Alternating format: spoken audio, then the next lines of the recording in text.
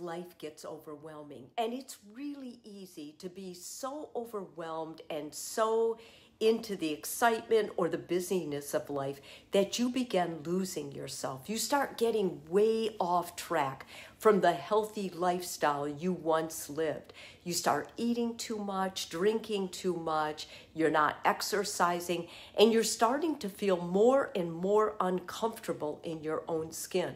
When this happens, if you don't pay attention and you don't get it back, if you don't go back to routines, you can oftentimes run into a lot of problems with anxiety, depression, excessive sleep problems, all sorts of things. And you can get and attract really bad relationships. When clients come in to see me for this kind of an issue, I usually ground them with 8 rules that I use in my own life. I help my clients by encouraging them to try these 8. You don't do them all at once. You take 1 or 2 things from this list, start adapting those into your routine, into your day-to-day habits. Once they're secure and once they're locked in and you're in a pattern that you're using these, then you can adapt 1 or 2 more. This whole process can take up to 2 to 3 months. It's not important how fast you go. It's more important that when you take these on, that you fulfill them, that you continue them to help you feel less anxious, less stressed, and more capable of doing what you need to do to have a meaningful day. So let's get started with these 8. First one, showing up too early is better than showing up too late. In my own life, I practice getting ahead of the game. I get any appointment I have, I arrive 10 minutes before.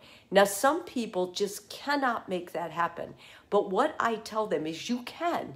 It just takes prep work. It takes being organized, planning out where you're going to go the night before, looking at what they say about how much traffic there will be, what you can expect, and then scheduling that in your calendar and making sure that things come prior to it don't interfere with it. When you show up early, you're telling whoever you're meeting that they're important, that you have this meeting in high regard, and that you are a capable, trustworthy person.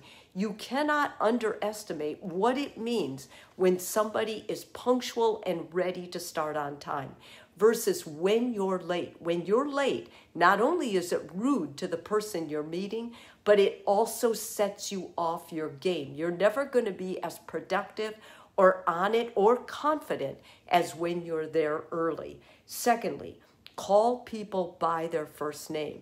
Don't worry about their last name. So many people get bogged down with last names, especially if they can't pronounce it. But when you call someone by their first name, you're reminding them that you're attentive, you're present. It makes them feel good, and it's going to help you get that name into your memory so you won't forget it and you won't be babbling around trying to figure out if they're a Ms., Mrs., ma'am, sir, or whatever they are. It's very uncomfortable if you cannot call them by their name. Some people don't want you to address them by their first name. Go ahead and be assertive and ask them how they want to be addressed from the very beginning of meeting them.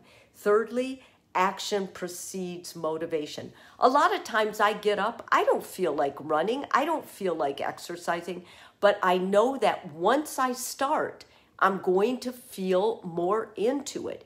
It's like anything else. You may not feel like doing something loving for your partner or your kids first thing in the morning. You may be harboring old resentments, or you may wake up on the wrong side of the bed. None of that matters. It's not about a feeling. It's about doing the action so the motivation and the feeling can follow after. Achieving goals is not age dependent. I know so many people who are in their late 40s, 50s. Oh, I can't do that. 60s, 70s.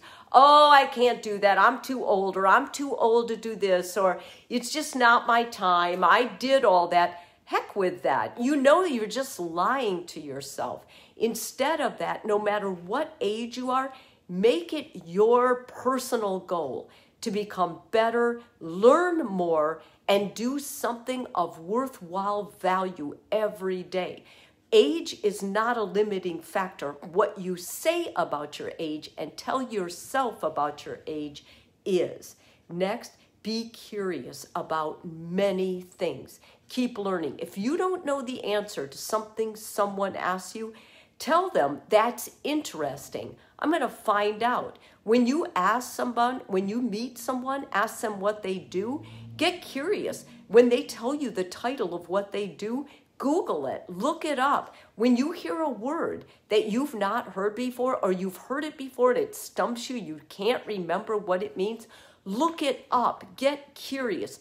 Don't let anything just slide or tell yourself it's not important. Everything's important if you keep a curious mind, because you have more and more opportunities to learn something new. Get comfortable with being uncomfortable. Embrace the changing and growing and discomfort of that. A lot of people are not happy and they won't go through with anything they're uncomfortable with. Hey, listen, if you learn a new route somewhere, or someone tells you that they're going to meet you at such and such an address, take that opportunity to get to know where that is. Yeah, you may be a little scared. Big deal. Face the fear and do it anyway. Being uncomfortable is not bad. In fact, it's important that you understand when you're learning new things, you're going to be uncomfortable. When you have to get together with people you're not used to, you're going to be a little uncomfortable. That's okay. That's not a limiting factor. That's an opportunity for you to face it and grow with it. You are responsible for your own life. Okay, life gives us lots of things that we didn't ask for, that we didn't choose, that we did not set up, but you know what? The way you deal with it is on you. Nobody else is to blame or responsible. Take responsibility for where you are, what your life is right now. You may have overspent. You may have gotten something you really wanted. Well, guess what? Consequence is you're going to have to make payments, or you're going to have to find a way to pay for it. It's not someone else's fault when something bad happens. You have to deal with it. It's up to you. And lastly, be nicer to people around you. The nicer you are to others, believe me, the more karma, the more goodness it's going to put in the world. It will come back to you. It doesn't always come back immediately. Doesn't always come back the way you thought it would come back. But I promise you it does come back. So rather than be cynical, comparing, jaded, judgmental, practice being nice. Practice being kind.